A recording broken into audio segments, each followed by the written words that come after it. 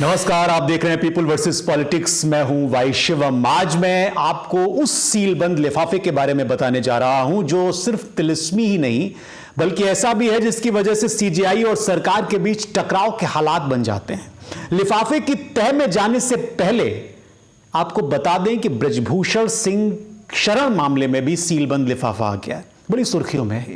विनेश फोगाट, साक्षी मलिक और बजरंग पूनिया समेत देश के टॉप पहलवानों ने भारतीय कुश्ती महासंघ के अध्यक्ष ब्रजभूषण सिंह के ऊपर आरोप लगाए। उनकी गिरफ्तारी होने तक धरना जारी रखने का ऐलान कर दिया।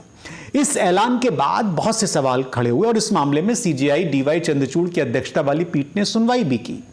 बुधवार का दिन था, 3 मई की तारीख थी। सुनवाई के दौरान पहलवानों की ओर से पेश वकील ने सुप्रीम कोर्ट में कुछ दस्तावेज सीलबंद लिफाफे में दाखिल करने की मंजूरी मांगी। पहलवानों के वकील ने कहा कि इस मामले में यह महिला पहलवानों से छेड़छाड़ का मामला है, क्या मैं अदालत में एक सीलबंद लिफाफा दाखिल कर सकता हूं? यह वकील ने कहा। यह कुछ ऐसा है जिसे सार्वजनिक डोमेन में नहीं रखा जा सकता। इस पर सीजेआई डीवाई चंद्रचूड़ ने कहा कि हां बिल्कुल आप दे सकते हैं।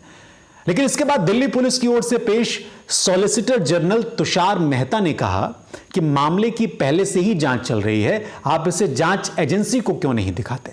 आप मुझे इसे जांच अधिकारी के साथ शेयर करने देंगे। इस पर पहलवानों की ओर से जो वकील पेश हुए उन्होंने कहा कि निश्चित तौर पर इसमें कोई समस्या नहीं है, लेकिन अभी नहीं, बाद में इस पर बहस करेंगे वो।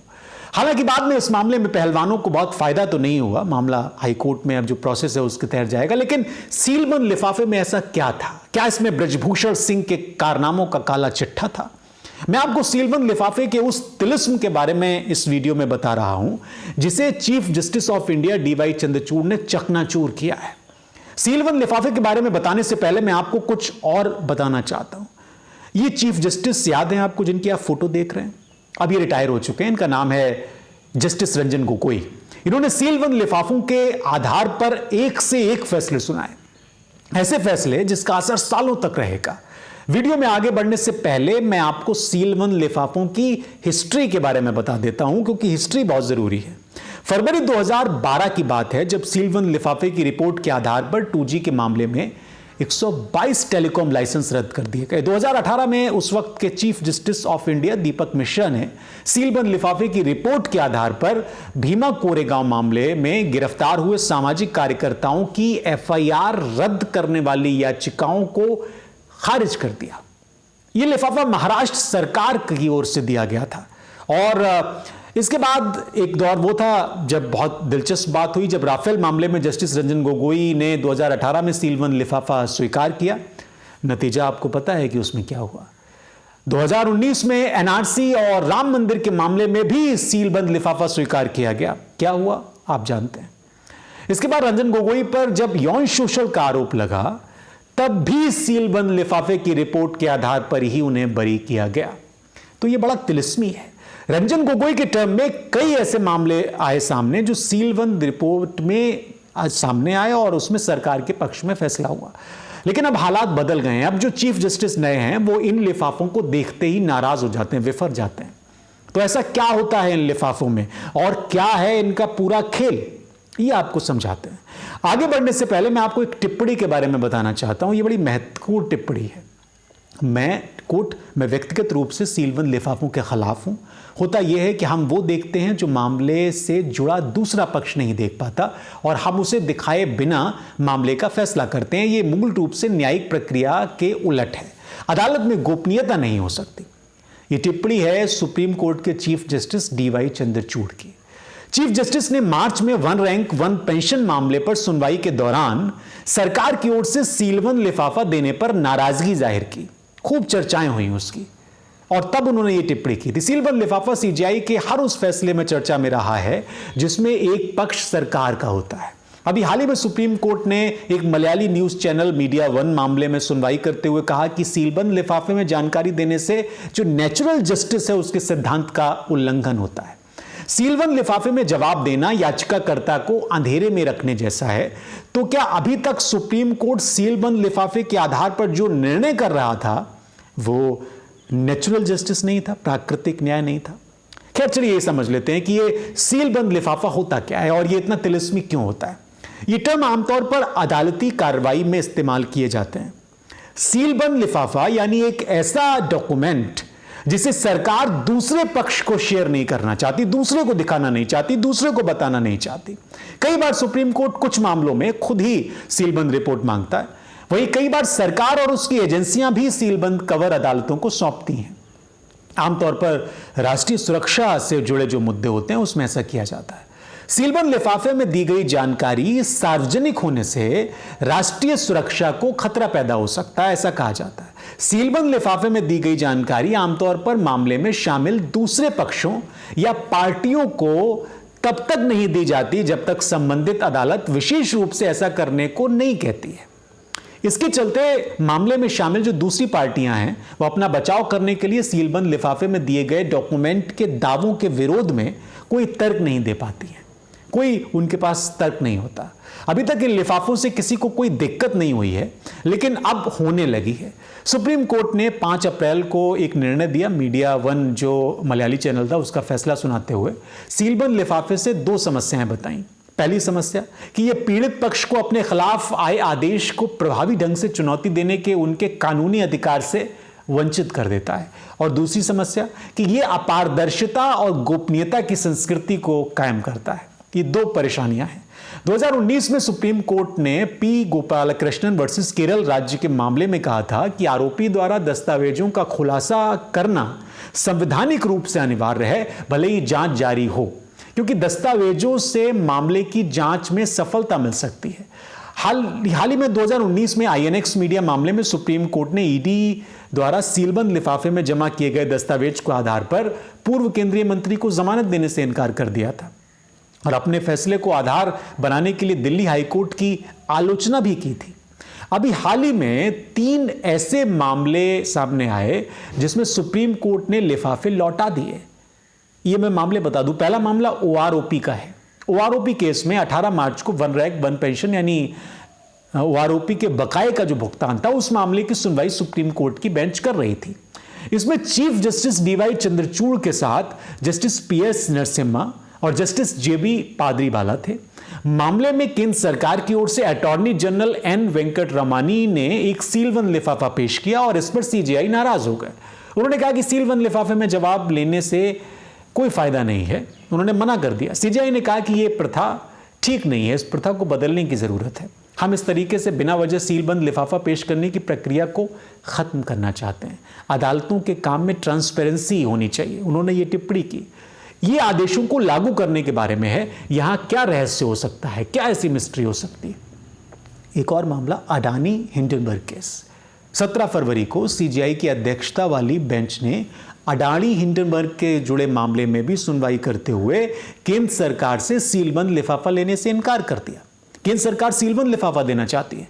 दरअसल सरकार ने इस सीलबंद लिफाफे में उन एक्सपर्ट के नाम सुझाए थे जो अडानी हिंडनबर्ग मामले की जांच कमेटी में थे। सीजेआई चंद्रचूड़ ने कहा था कि हम आपकी ओर से दिए जा रहे सीलबंद लिफाफे को स्वीकार नहीं करेंगे। अगर हम आपके सुझावों को सीलबंद लिफाफे में लेते हैं तो इसका सीधा मतलब होगा कि ये दूसरे पक्ष को पता नहीं चलेगा, साथ ही लोग सोचेंगे कि ये कमेटी सरकार ने बनाई है। हम निवेशकों की सुरक्षा के लिए पूरी पारदर्शिता चाहते हैं। हम खुद एक कमेटी बनाएंगे जिससे कोर्ट पर विश्वास की भावना बनी रहे। हालांकि कोर्ट ने खुद से नियुक्त जांच कमेटी को सीलबंद लिफाफे में अपनी रिपोर्ट देने के लिए कहा था। तो ये 2 मामले, और तीसरा मामला जो मैंने जिक्र किया मीडिया वन से जुड़ा हुआ मामला। तो सीलबंद लिफाफा हमेशा से ही सरकार के पक्ष में फैसले जो आते हैं उसमें इस्तेमाल किया जाता है, ऐसा आरोप लगता रहा है। लेकिन अब यह प्रथा बदलने की जरूरत है। ब्रजभूषण शरण सिंह के मामले में भी यह सीलबंद लिफाफे का खेल शुरू हो गया है। सीलबंद लिफाफे में ऐसा क्या रहस्य छिपा होता है, इसको लेकर सुप्रीम कोर्ट तक सवाल उठा चुका है। सुप्रीम कोर्ट भी इसमें कह रहा है कि सीलबंद लिफाफा नहीं होना चाहिए, लेकिन यह चलन बंद नहीं हो रहा है। ब्रजभूषण शरण सिंह के मामले में भी यह चलन जारी देखा गया, लेकिन अब यह देखना होगा कि इस मामले में क्या आगे फैसला लिया जाता है। मैं आपको बता दूं कि इन तमाम घटनाक्रमों में जो मैं सीलबंद लिफाफे से जुड़ी बात कर रहा हूं, इसमें एक चीज बहुत स्पष्ट नजर आती है कि सीजेआई डीवाई चंद्रचूड़ की जो प्राकृतिक न्याय के सिद्धांतों को बहाल करने की पहल है वो स्पष्ट दिखाई दे रही है। उन्होंने कहा है कि वो किसी को अंधेरे में नहीं रख सकते। उन्होंने कहा है कि ऐसा नहीं है कि सिर्फ मौजूदा सीजेआई ही ऐसा कर रहे हैं। इससे पहले अगर आप याद करें तो मद्रास हाई कोर्ट ने तमिलनाडु के पूर्व मंत्री एसपी वेलुमणि के खिलाफ भ्रष्टाचार के मामले में उनके खिलाफ दायर प्रारंभिक रिपोर्ट की एक प्रति देने से मना कर दिया था। और इसके बाद उस वक्त के सीजेआई एनबी रमन्ना ने पाया कि ऐसी कोई सही वजह नहीं दिखती जिसकी वजह से रिपोर्ट को सील्ड कबर में रखा जाए। साथ ही राज्य सरकार ने भी इसे लेकर कोई विशेषाधिकार का दावा नहीं किया। गया। बिहार के मुजफ्फरपुर शेल्टर कांड के बारे में आपको याद है? बच्चियों से दुष्कर्म के मामले में कोर्ट ने मामले से जुड़े अधिकारियों पर की गई कार्रवाई का ब्यौरा मांगा था और उस वक्त भी तत्कालीन सीजेआई ने पटना हाई कोर्ट के वकील द्वारा सीलबंद लिफाफे में कार्रवाई रिपोर्ट सौंपने पर आश्चर्य व्यक्त किया था। उन्होंने कहा था कि इसमें केवल मामले से जुड़े अधिकारी शामिल थे, न कि दुष्कर्म पीड़िता। बावजूद इसके इसे सीलबंद लिफाफे में क्यों सौंपा गया? तो यह तिलिस्म तब भी था। इसके अलावा 20 अक्टूबर 2022 को भारतीय नौसेना में महिलाओं को स्थायी कमीशन नहीं देने के मामले में जस्टिस चंद्रचूड़ और जस्टिस हिमा कोहली की बेंच ने सुनवाई की इस मामले में। और इस दौरान बेंच ने कहा कि सीलबंद कबर देने की प्रक्रिया न्याय वितरण प्रणाली के कामकाज को प्रभावित करती है, ये ठीक नहीं है। बेंच ने कहा था कि सीलबंद कवर प्रक्रिया एक खतरनाक मिसाल स्थापित करती है, साथ ही ये जजमेंट यानी फैसले की प्रक्रिया को अस्पष्ट और अपारदर्शी बनाती है। इस चलन को बंद करने की जरूरत है। और ये तर्क यह है कि नेचुरल जस्टिस यानी प्राकृतिक न्याय के विरोध में यह प्रक्रिया है। प्राकृतिक न्याय का सीधा सिद्धांत है कि जो भी जवाब दिया जाए वो सामने वाली यानी दूसरे पक्ष को मालूम होना चाहिए, दूसरी पार्टी को, जिससे कि वो अपने केस को सही या गलत आधार पर अपना रिजॉइंडर भी दे सके। जब कोई जवाब सीलबंद होता है तो सामने वाली पार्टी के नेचुरल जस्टिस का वायलेशन माना जाता है, यानी बगैर हियरिंग और बगैर सामने वाली पार्टी को सारी बातें बताए कोई फैसला नहीं किया जा सकता। कई बार सीलबंद लिफाफे के चलते यह पता नहीं चल पाता है कि एफिडेविट किसने दिया है, यानी जवाबदेही और जिम्मेदारी तय नहीं हो पाती कि कौन से अफसर या अधिकारी का यह एफिडेविट है जो उसके प्रति जवाबदेह है। क्योंकि हमारे देश में अदालतें ओपन कोर्ट हैं, खुली अदालतों के कॉन्सेप्ट में काम करती हैं। सीलबंद लिफाफा इस पारदर्शिता के खिलाफ है। अब बड़ा सवाल है कि क्या सीलबंद लिफाफा लेने का कोई नियम भी है?